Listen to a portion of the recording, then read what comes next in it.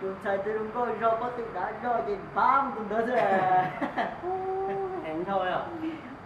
Coi số luôn ngàn thì nó có báo tao à. Đường ngàn nhau nó con luồng đây về chỗ chơi lúc cần coi nó ha đường mê đó. Có vô ta là về Chỉ nhỏ đấy à. Coi vừa thôi mà nè. ơi Mà từ có báo ta. giờ thì sao tôi gần đây, giờ kia tôi gần đây, tôi gần thơ đó. Dò đi dò thế chị. Đời đúng rồi. Cởi ta gì là các người tê thôi. Con này cũng còn rồi đi ra.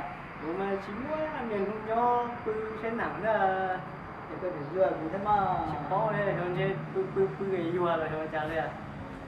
Sinh nhật thì cho nhật cho này sinh nhật đó. Đó tiền.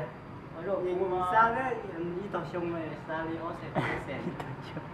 Rồi đi thì nó gió thế ra. Cũng một nó coi tôi thả thế nào, có đấy á. Cô mà ta cũng có chỉ giờ không như cái dừa đó đây có cái trả thế, giờ có khổng thì biết bài thắng con rồi. Ồ, nó có nhau thứ hai, cũng một nó có trong cái thả à. Thì không ăn chống anh nó hay là Có nhau thứ hai. Để số luôn ngàn tia ấy trái mà trông cái luôn ngàn tia thì muốn chim cho chứ Tàu thả có xin ra nó. nó thả nữa thì thường nó có cái như Đấy à. còn cho tôi Muốn đá vậy nè. Ôi, từ đó nhót chỉ có chi đi. Sáu tháng có sáu xí cơ lên thế kìa. đấy à Của cơ lên kìa. bay đây coi tao chơi xong rồi Ôi nhỉ. Một thổ chỉ cần đó là chắn nó lên thôi đấy. để đấy à Đấy, open thì nó.